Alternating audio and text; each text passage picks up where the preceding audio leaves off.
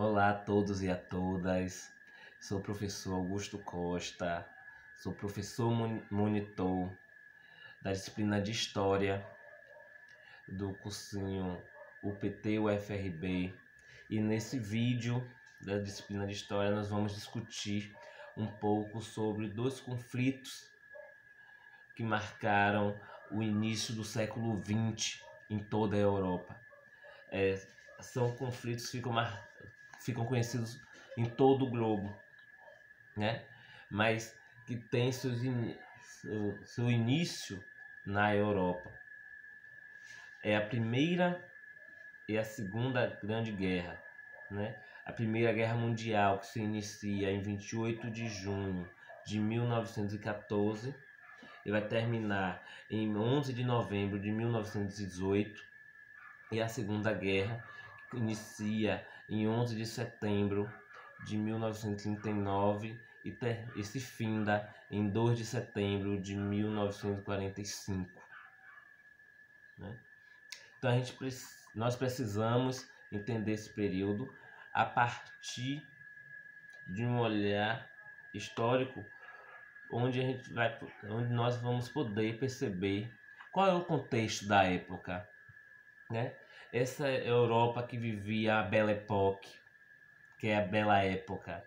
Qual o motivo dessa explosão dessa guerra, já que estava tudo a mil maravilhas? A Europa da Belle Époque, ela tá terminando a era vitoriana, né? Os restícios do governo vitoriano. Então a burguesia europeia ela está investindo nas belas artes, ela está investindo nas músicas, nos grandes salões. Realmente, para a burguesia é uma bela época. É um momento de grandes lucros, porque a burguesia europeia está lucrando com a industrialização. A burguesia está tendo altos lucros com o expansionismo europeu na África e na Ásia, com a escravização desses povos, a extração dos minerais nesses continentes. Então, para a burguesia é uma bela época, mas para os exércitos é um período que fica conhecido como paz armada, porque é um período de paz para as populações europeias, mas um período que em qualquer momento pode se estourar uma guerra. E qual é o estopim dessa Primeira Guerra? O assassinato do príncipe Francisco Ferdinando, esse príncipe austro-húngaro que é assassinado na cidade de Sarajevo, na Bósnia. Né? Então, a partir desse assassinato, se iniciam investigações e o criminoso, né, que fica conhecido como Mão Negra, ele explica suas motivações. E a motivação para esse assassinato foi não concordar com a influência austro-húngara na região dos Balcãs. Então, o Império Húngaro não concordou com as medidas que a Sérvia tomou com esse crime, com o acusado. Então, em 28 de julho de 1914, o Império Austro-Húngaro declara guerra à Sérvia. Né? Existia algumas questões como divisões de território na Europa, mas esse é o grande motivo, né, do estopim. Então, como eu falei com vocês, a Europa vivia um momento de paz armada. Então, as alianças dos exércitos já existiam, né? Então, essas são alianças que se iniciam no final do século XIX e continuam e se intensificam no início do século XX. A primeira grande aliança é a Tríplice Aliança, formada em 1882, que era formada inicialmente pela Itália, pelo Império Austro-Húngaro e pela Alemanha. sendo que em 1915 a Itália se retira da Tríplice Aliança e passa para a Tríplice Entente, que é outra formação, né, das alianças militares. A Tríplice Entente, ela se inicia em 1907, formada pela França, pela Rússia e pelo Reino Unido, né? O Brasil, ele também participa da Primeira Guerra, mas com uma participação, eu posso dizer, humanitária. O governo brasileiro, ele não entra com soldados, mas ele participa da Tríplice Entente com enfermeiros e médicos em prol desses países, né? Dos países da França, da Rússia e do Reino Unido.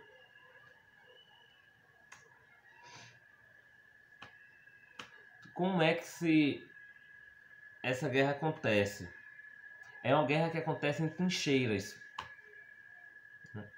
É uma guerra que os soldados ficavam divididos nessas trincheiras. Muitos deles morreram de fome e por doenças ocasionadas pelo local que eles estavam locados.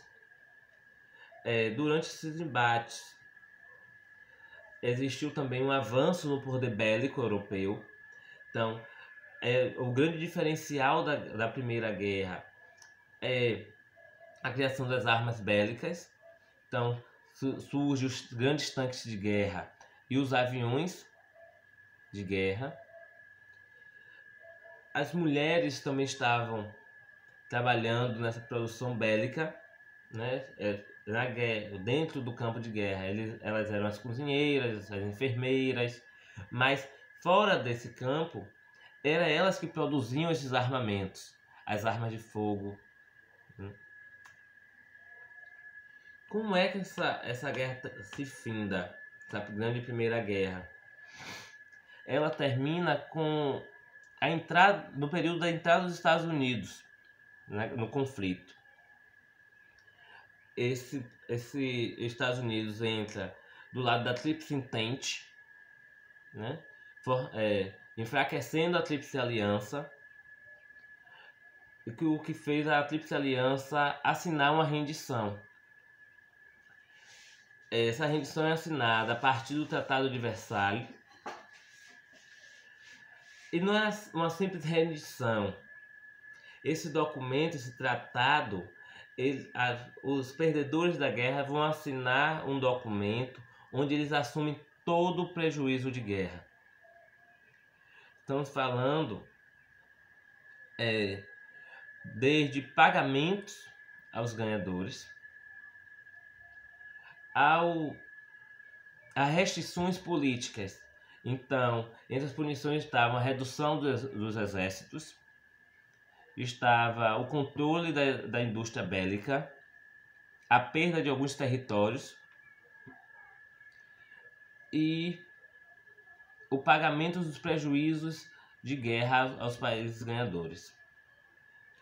Dentro desse acordo, a Alemanha foi a mais prejudicada, né? O governo alemão foi o que mais sentiu, de fato, os prejuízos dessa Primeira Guerra. E essa Primeira Guerra, ela vai ter um saldo negativo de 10 milhões de mortos. É muito alto a quantidade de pessoas mortas na guerra, né? Então, essa Primeira Guerra ela vai criar uma crise que vai trazer novas formas de regimes dentro da Europa, né? Uns regimes que vão ficar conhecidos como regimes totalitários. Por quê? Porque é um período de alto conflito entre capitalistas e socialistas.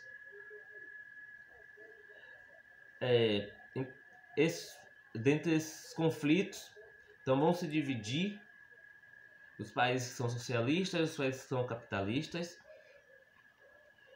E dentro deles vão surgir alguns modelos políticos de alta extrema direita, né? São regimes que vão existir entre o final da Primeira Guerra e o início da Segunda Guerra. São regimes que vão buscar o controle econômico de uma única classe dominante, né? Isso vai ser perceptível principalmente na Alemanha nazista, né? Então, eles vão buscar culpados para o caos econômico causado pela Primeira Guerra. E esses modelos políticos, esse totalitarismo, eles vão estar ligados com os poderes militares, né?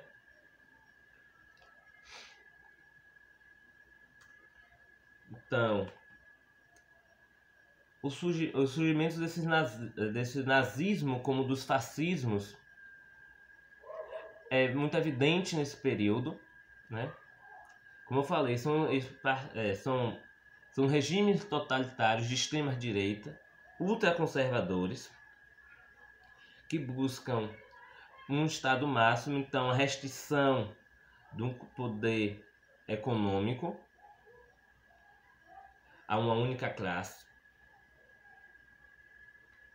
quanto um controle das demandas sociais. Então, eles vão se fechar em um único grupo. Então, os outros grupos sociais vão ser totalmente discriminados. Então, a xenofobia, o racismo, os preconceitos em geral, eles vão eclodir, eles vão se mostrar nessa Europa, né? Não é à toa que o nazismo ele vai perseguir os judeus, o antissemitismo é muito forte nesse período. Essa caça a esses judeus, os grupos judaicos vão ser culpados pelas crises econômicas e nós vamos entender por quê.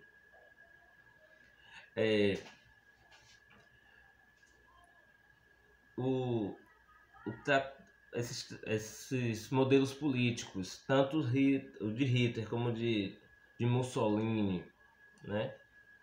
Eles vão ter um apoio popular muito grande no período, por conta do apoio da mídia nacional. Eles vão trazer esse nacionalismo exacerbado, eles vão buscar soluções para todos os problemas. O sentimento xenofóbico, né? Por conta disso, eles vão procurar um culpado para essa crise, eles vão apontar qual é o culpado.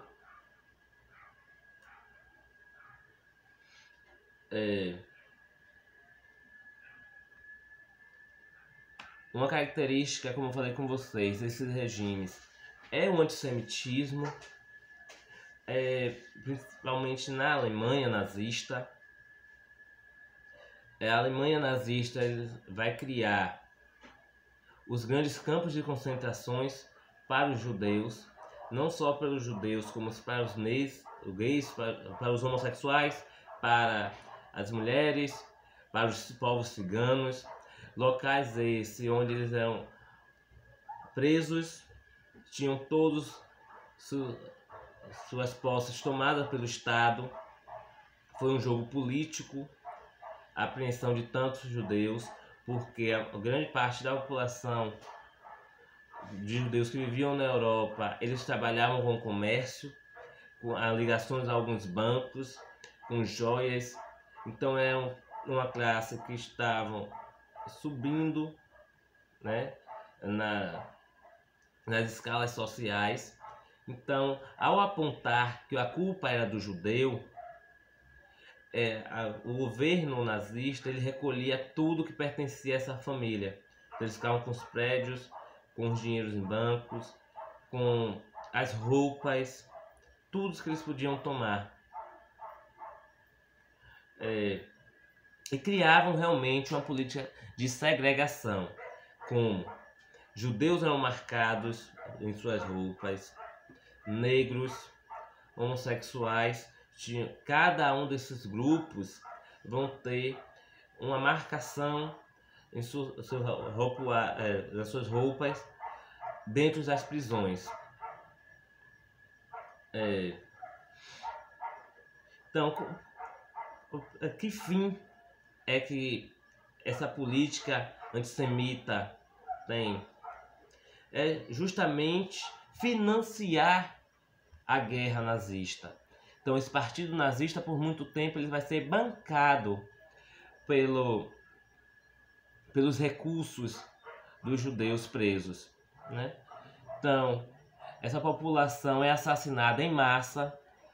Hoje se sabe que cerca de 6 milhões de judeus foram mortos na Segunda Guerra, foram torturados, passaram por experimentos químicos, né? Então experiências para a formação dessa raça ariana, que tanto era pregada por Hitler e pelos seus seguidores, os assassinatos em massa de gays, de mulheres ciganas, de negros, que eram tidos como raças impuras.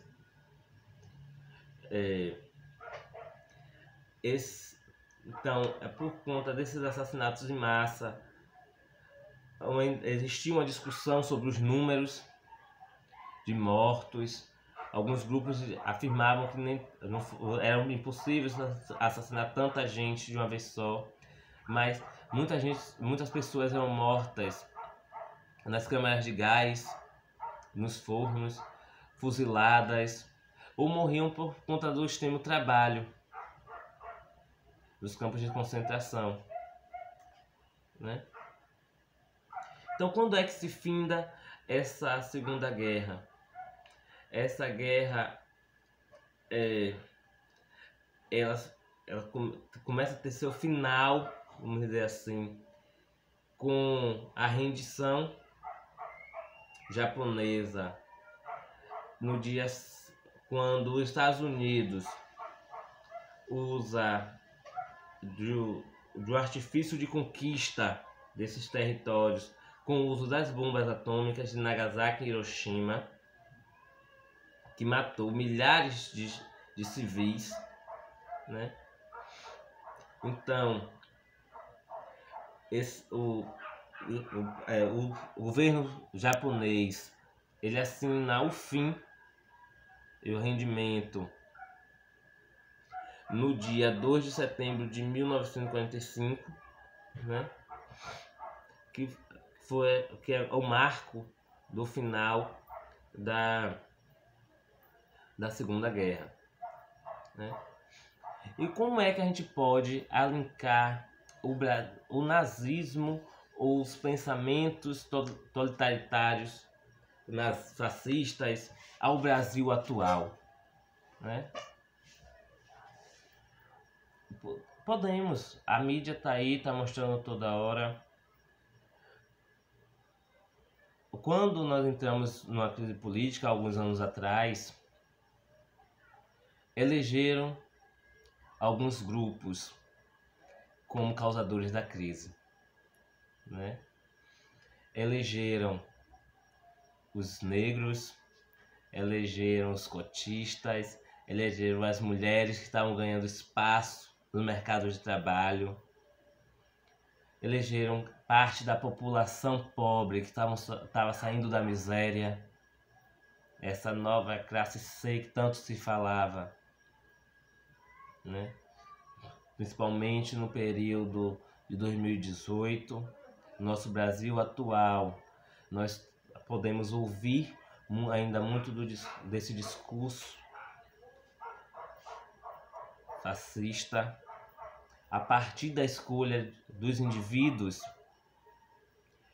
que são inimigos dessa nação. Se escolhe quem pode morrer ou pode viver. Não é à toa que o genocídio de jovens negros esteja tão alto. Bom, o assassinato de mulheres por conta do feminicídio. É esse discurso de ódio que mata. essa segregação que existiu no início do século XX e retoma com tanta força no século XXI, né? Hoje, atualmente, com a pandemia, podemos alinhar o número de mortos, né?